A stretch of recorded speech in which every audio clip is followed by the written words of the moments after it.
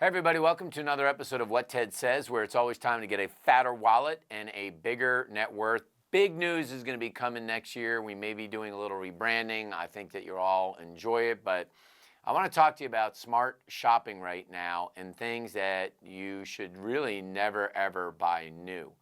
To save money over time, it's about being a savvy shopper.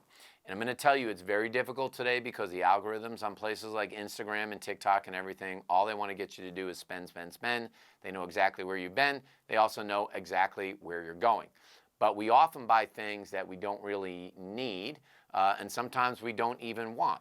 So what I wanted to put together here are the top 5 items that I have seen people spend money on that you should never buy them new. You should always buy them pre-owned, and I'm going to give you some really good tips about how to buy them pre-owned. Often people get concerned when you buy something pre-owned that it's not going to be the best quality, but it's not true. Let's start with the number one item, which is a house. The house is probably, or your home is going to be the biggest purchase or one of the biggest purchases, probably the biggest that you're ever going to make in your life. Yes, so many people watch HGTV today and they want to go into the move-in ready home that has the island kitchen. It's got all the fixings, the goodies, the primary room. Don't call it a master bedroom anymore. It's the primary bedroom and all those things. But it can be an excellent investment if you do it right. And actually, brand new homes can cost somewhere up to 30% more than a similar existing home. But it takes work. Now, some people call this a fixer-upper, but buying a used home, if you will, one that somebody lived in already, doesn't necessarily have to be a fixer-upper. But with the median price of homes in the United States topping $400,000 now, if you're a first-time home buyer, at a 6 or a 7% mortgage rate, it's going to price a lot of Gen Zs and millennials out of the market of buying a home. And if you've got to put down $80,000, $90,000 for a down payment, that's going to be problematic. So you want to look for a used home and one that has good bones. Often people don't have the vision when they go into a home about what that home's going to look like and what they can do with it. And by the way, you don't have to do everything tomorrow. So many people are impatient. They want it to look exactly the way that they want to look. If you're going to live in it for the next 5, 10, 15 years, take your time. 2, automobiles. Exclusive of the pandemic, which was super odd, and I don't see that happening again, cars are depreciating assets. Meaning if you buy a car for $50,000, a year later, it's not going to be worth $50,000, it's going to be worth a lot less. It's one of the worst, most depreciating assets that are out there. So by large part, I had always told people on my videos, look for a car that might be somewhere in the nature of 2 to 4 years old. Yes, it's going to be a car that was driven already. No, you're not going to get the new smell car, but you want that depreciation to wear out so you have a lot of resale value for your car. The pandemic was a little bit different because cars just weren't being made. There were less used cars, so used car values were actually going up in a lot of cases. But in today's day and age, a new car is roughly $50,000, and less than 8% of all cars that are out there are under $30,000. That means in the first year, you could have $9,000 to $14,000 of depreciation. So if you buy a model that's year old, that depreciation has worn off already. If it's 2 years old, it's worn off. And I feel like that curve has typically been in the 3 to 4 year area where you get most of that depreciation that is worn off. You can find used cars all over the place. There are places like, AutoNation.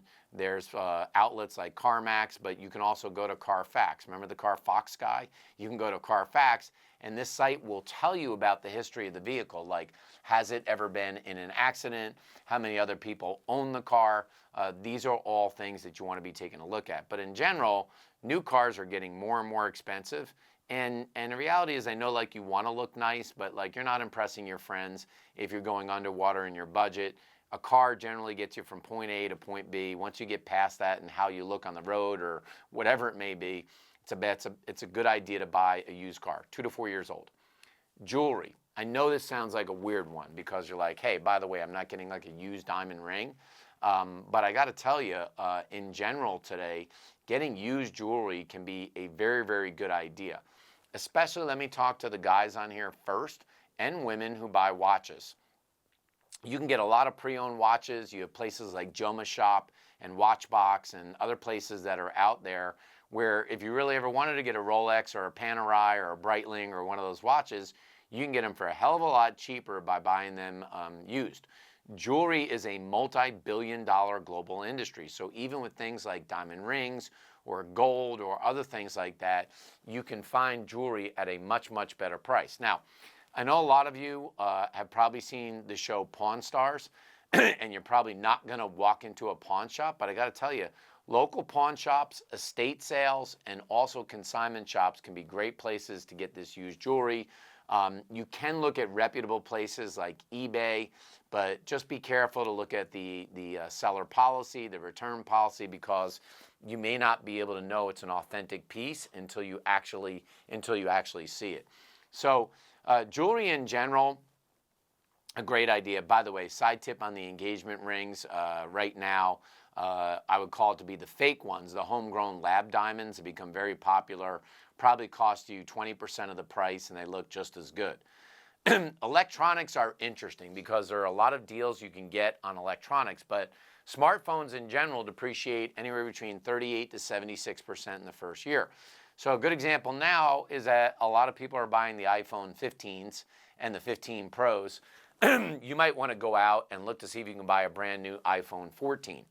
And if you're looking at that model, even though it could be a new model, it's going to be discounted because there are newer models that are out there. But if you find one of those phones that are a year old, it's still going to be a great phone. I know people that still have like an iPhone 6 and an iPhone 8.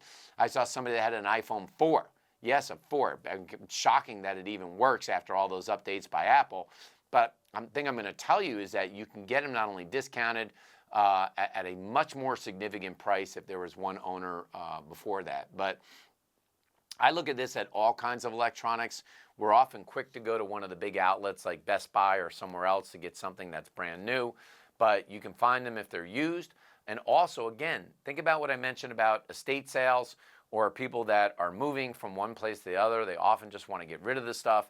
They want to get some money in their pocket. That's going to be one of your best places to deal, and that includes furniture as well. A lot of people can't get rid of furniture, and sometimes they buy brand new stuff and then they've got to move or they lose their job or whatever it may be, and that's a great opportunity for you to swoop in and get a big discount. And then the last one that I'm going to give you in here is that some of you may be musically inclined.